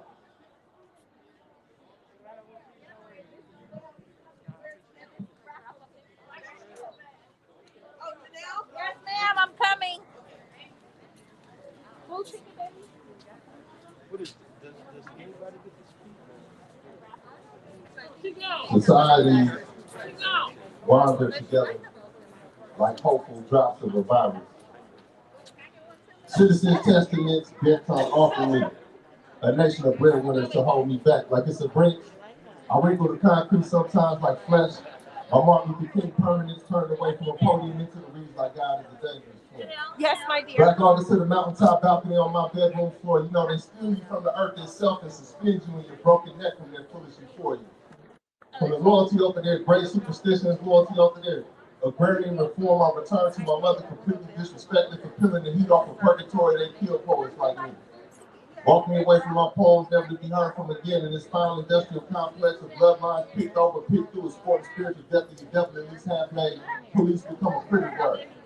I'm reading the list of my 2 strings like they were TVs, teaching you how to write about cities. It's the 25th century in American people. Tyranny against your chump change, you get chump to be mocked even with a gun in your car. And keep it a legal work spell tuning for the proletariat, the relapse ministry. Talented people curled up in a fetal position next to a diamond. Dying just another service day in the theatrics of tea house fascism and a bouquet of surveillance cameras in the poverty of God. Blue eyes, corpses of water, newly potted presidents in the one big shiny corny gas, the animated capitalism and other non-literal wars killing his white freedom.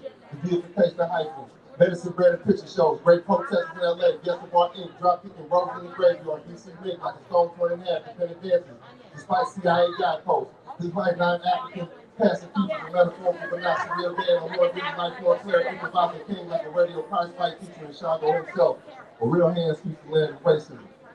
Now return to the ground. Now make progress with the gun.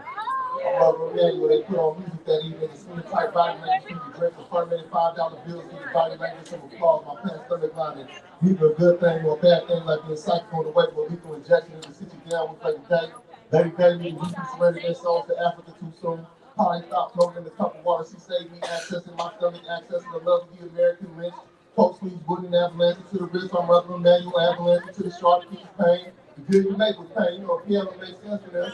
Laying hands on the world gradually, addressing the bending necks on the streets of the north. Chapter 7 in pain, repeating pain in the north, 10 fingers on that piano, probably would have me putting 100 fights on every direction off of the main day. Leaning on trees again, recruiting the countryside itself, saying, they plan on this life and make your poems a quarter pocket event. I breathe the blues itself. America may clean my dead body, but will never include me. There goes the poet. Killing without killing. And never mind this painting of the language, may I be a meaningful mention. A crow's passing. Good and dead by the afternoon. I go to the railroad tracks and follow them to the station of my enemies. A cobalt tooth man puts his pennies at my mugshot, negative all over the United States. There are toddlers in the rock. I see why everyone out here got in the big cosmic basket and why blood agreements mean a lot and why I get shot back at. I understand the psycho-spiritual refusal to write white history and take the glass freeway. White skin tattooed on my right forearm, ricochet sewage near where I collapsed into a rat-infested manhood. My new existence is living graffiti in the kitchen with a lot of gun cylinders to hack up. House of God in part, no cops in part. My body brings down to Christmas. The new bullets pray over blankets made from the old bullets. Pray over the 28 hours next beauty mark. Extrajudicial Confederate statue restoration. The waistband before the next protest. By the way, time is not an illusion, Your Honor. I will say that just for last. You're witty, Your Honor. You're moving money again, Your Honor. It is only raining one thing. Non-white cops. And prison guard shadows reminded me of spoiled milk floating on the oil spill. A neighborhood making a lot of fuss over its demise. A new late for a Black Panther Party. Malcolm X's ballroom jacket slung over my son's shoulder. The figure of the village. A new news to a new white preacher on an abstract painting of a president. Bought slaves some time, didn't it? The tattered streets of the military boats in election Tuesday. Cars and cold-blooded studying that guy's proof that some white people have actually found the nuisance. The sundown couples made their vows of love over opaque peace plastic of all action audiences. The Medgar of a second is definitely my favorite slaw of science. Follow loose fitness and primitive Methodist. My arm changes imperialism. Simple policing versus structural frenzies. Elementary school spread versus white veterans, artists, visiting and challenging by disability. State the terrible rituals they have around the corner. They let their elders beg for public mercy. I'm gonna go ahead and sharpen these kids' heads in the ears myself and see how much greatness spills out of family crest by the fancy word. With their t-shirt poems and t-shirt guilt and me having on the cheapest pair of shoes on the bus. I have no choice but to read the city walls the size of my life. Thank you.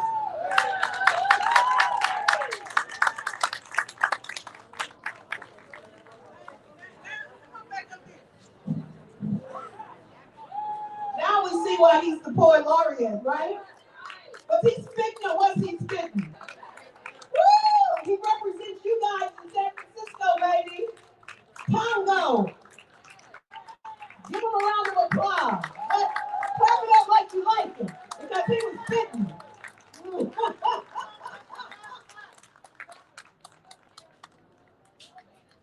The sisters and brothers, did y'all get the ticket to go get you some food?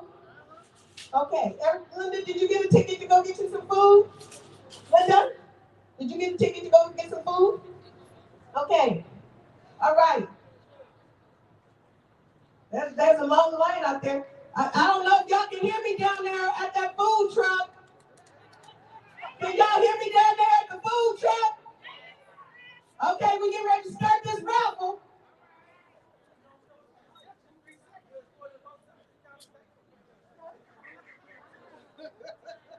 Oh, I heard you.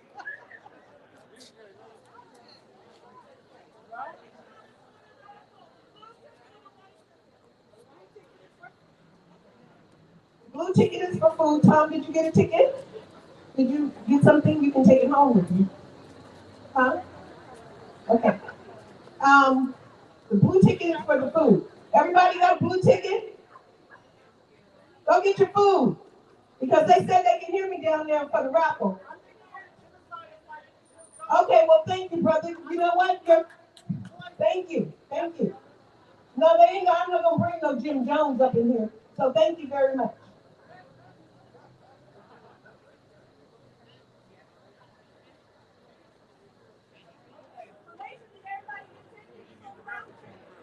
I don't know. Did everybody get tickets for the raffle?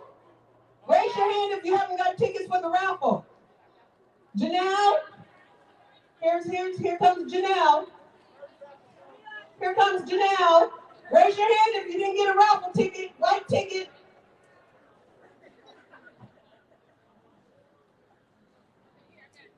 If you promise to be quiet, I'll just give you a gift card. What you gonna do? Can you be quiet and let us just go on and finish this out? Huh? You will? You promise? Huh? Okay.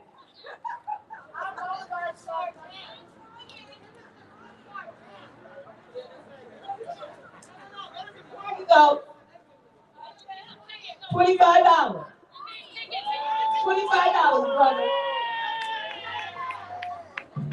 Don't tell me walking Disparities you don't love black people. Hey. Need a meeting ticket.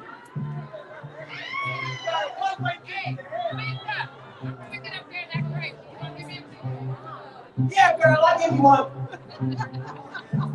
But I know you're not. Okay. $25. 699 5300. 699 5300.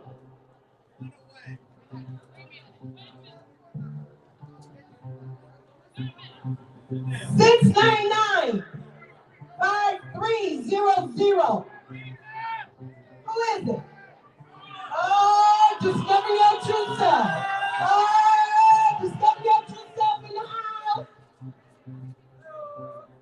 I wasn't gonna give him one. He said, I said, you don't need no ticket. Oh, yes, I do, Phelicia. Give me a ticket. Okay, Mr. Joseph. There you go, brother.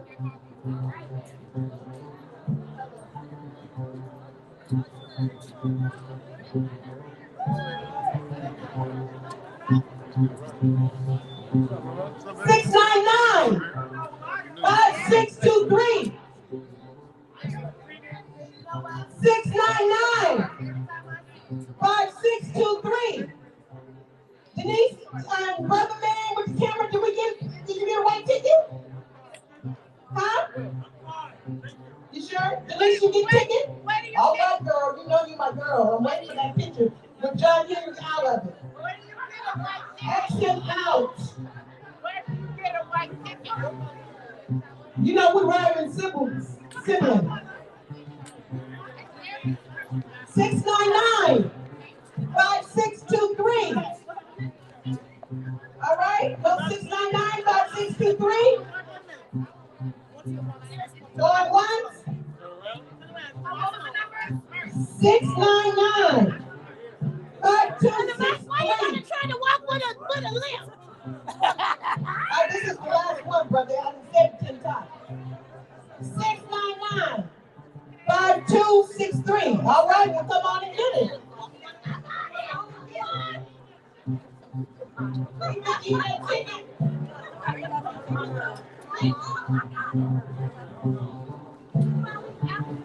Hey!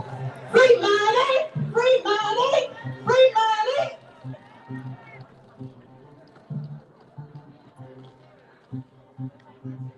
$699 5246. 699 5426. 699 5426. Going once, going twice. You ain't getting this $25.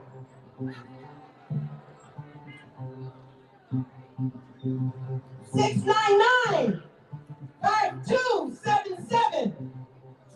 699 5277. Janelle, give Mr. Walton a ticket. Give him and Mr. Henderson. And let him take a chance.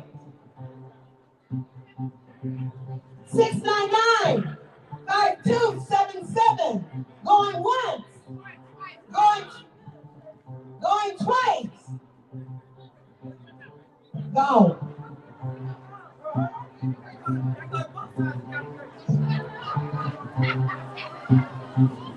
No. 699 5322.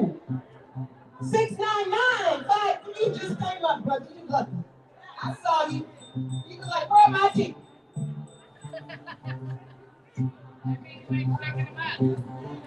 Huh? He just lucky. Nah, one ticket per person, brother. Thank you. You welcome. 699 5284.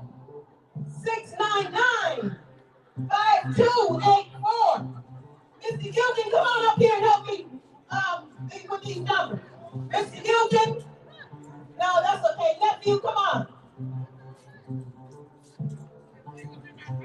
Your girl is getting tired, sure. I ain't lying. I ain't had no sleep, y'all. This is my nephew. Discover your true self. They know how to handle it. I got you. Next winning ticket, 699-5284. 5284.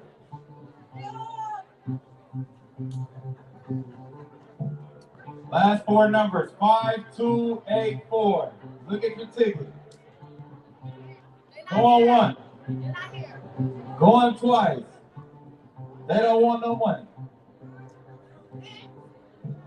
I can call my number if you want me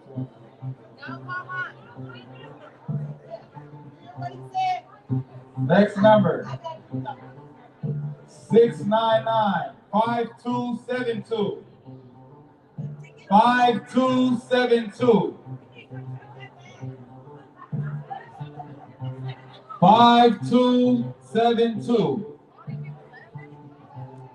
Money, money, money, money. We got a winner. 5272.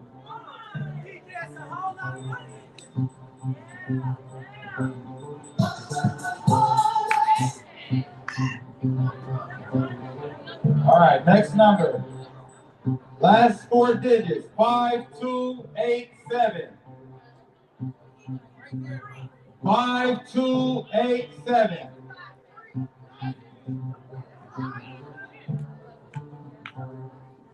5287. Go on once. Going twice. 5287. Next number. 5267. 5267. We got a winner.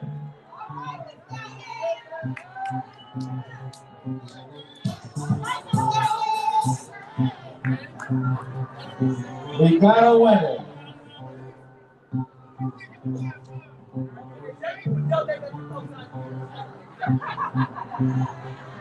All right, look at your tickets. Next number, 5251. 5251.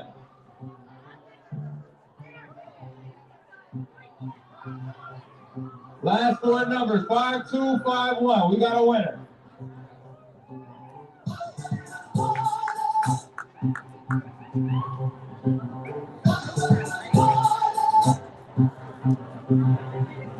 Where else can you walk up and just win money? Right? And you know what? My sister here seems like she's the oldest person in the crowd. We just gonna hand her the $25 one.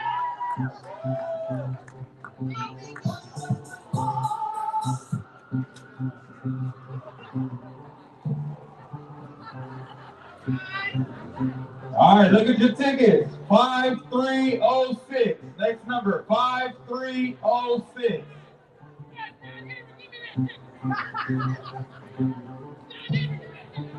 5306 is the last four numbers. I just did.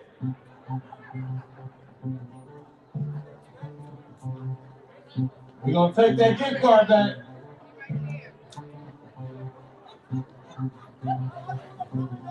Five 306. We got a winner.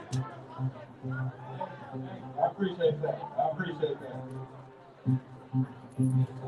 Next number, 5289. Last four numbers, 5289.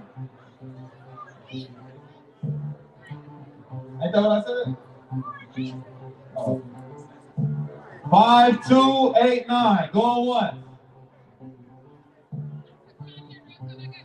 Going twice. 5289. Last 10.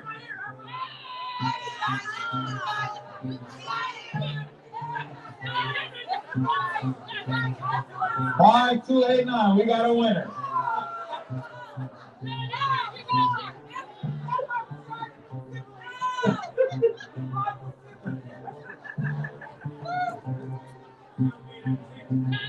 Next ticket. Look at your ticket.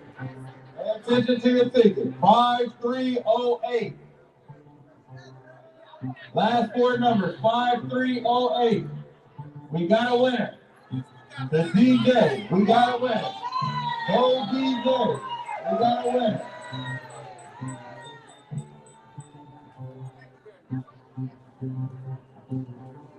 Next number. She can pick my number, y'all. 5299. That's it. We got another winner. Just so we know I ain't cheating. What's that? 5299. See what happens when you step up? Gotta stand by the money. I'll take that. This one is for $50.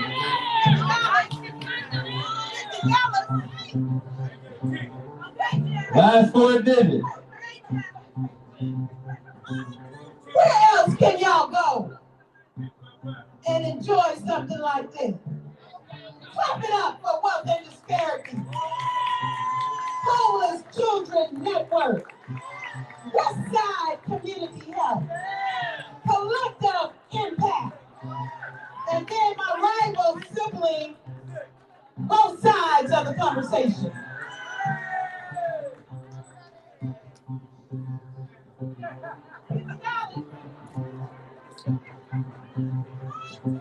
For $50. Next winning ticket, last four digits, 5273. 5273. We got a winner.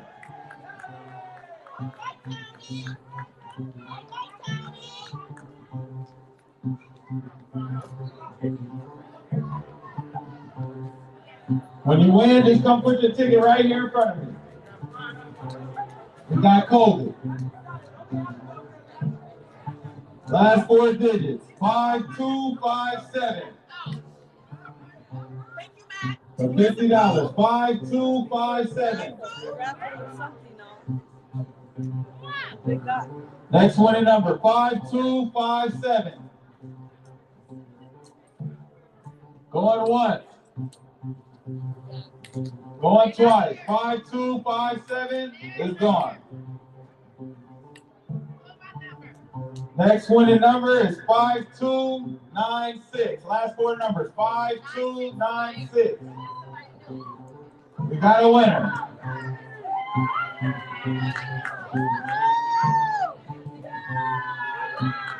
$5296. We have a winner.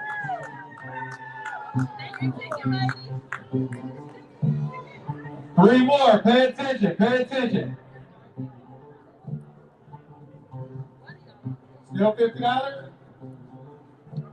5248. Last four numbers. 5. Hey, I said it.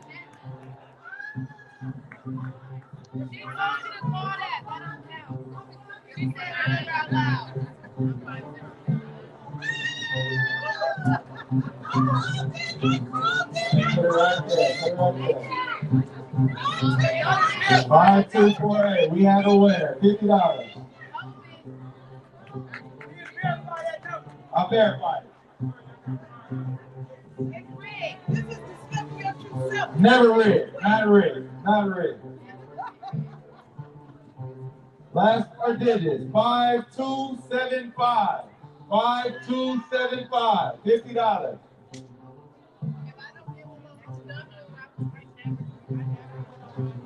$5275. Going once. Here we go. Look like a winner running up. 5275. 5275. We got a winner. Go ahead, throw it right there. $50. Thank you. Last one. For $100. I think it say 5299 again. I don't know. I think I'm fine. Last four numbers for the last prize, $100, 5269. 5269.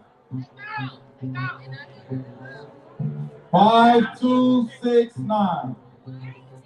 Go once. And I'm verifying this. I don't come up here playing. 5269. It's all the same number, 699. 5269. We got a winner. 5269. We got a winner. Congratulations, bro. So happy Martin Luther King Day. Sit around and you can listen to some music. If you haven't eaten yet, go get you some food. The food is good. You got fish, chicken. Where's that brother right there? He was tearing that chicken up. I was like, dang. I was like, dang. So we thank you. We love you. And we want you to get involved. We need you to get involved. All right? Thank you so much. Listen to the music and eat. Thank you so much. I'm here.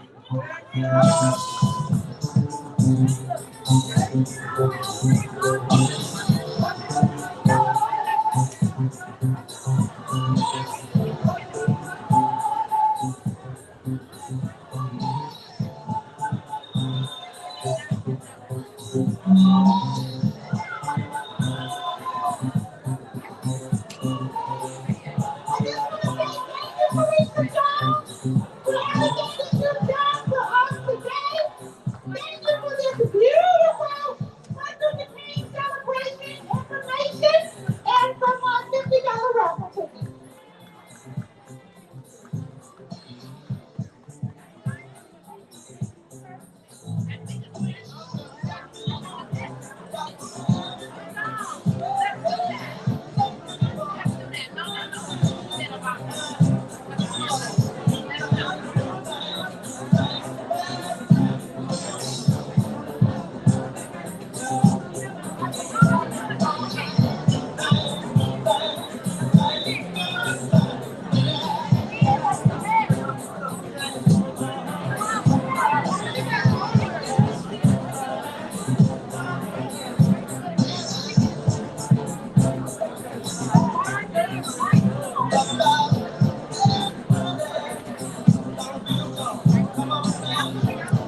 As you all see it, folks, we are closing out the day for the town hall. Very important town hall today. We have President Walton out here, Matt Haney, a number of our elected officials. As we're going to go through the work as Mega Black Watchdog Committee. We'll go back and put some of these intangibles in place, trying to leverage for our community. You know, it's just amazing to see the people that showed up today. We had about 175 folks come out from the community. Still not enough. I know it's a lot of us out there.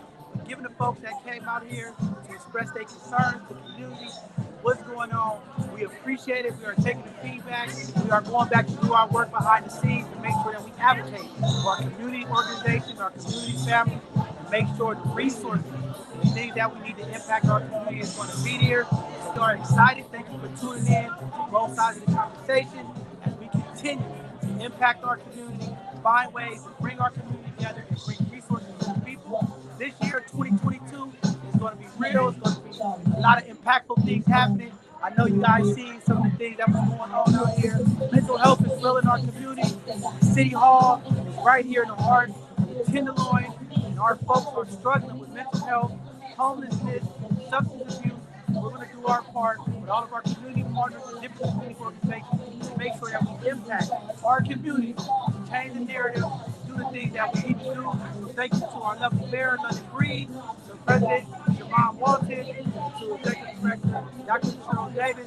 Continue working with Dream Keepers and the work that we are doing to impact the community. Shout out to Collective Impact, YCD, Homeless Children Network, number of phenomenal organizations that came together. Thanks to our sister, Phelicia Jones, from Disparities, and making sure that we continue to connect our community and having important conversations. So with that being said, thank you all for tuning in. Looking forward to seeing you all this Sunday for an important conversation that we're going to have, sickle cell awareness. It's going to be a great conversation. What a way to educate our community, let us know what's going on with sickle cell, how we can combat it, and the things that we can do. Before we go Niners, go Raiders. Great weekend for football here in the Bay Area. As we're going to play those Dallas Cowboys, and we're going to do our thing. So shout out to everybody out there. Have a good weekend. Be safe. Love you here. Both sides of the conversation. See you all soon on Power to the People.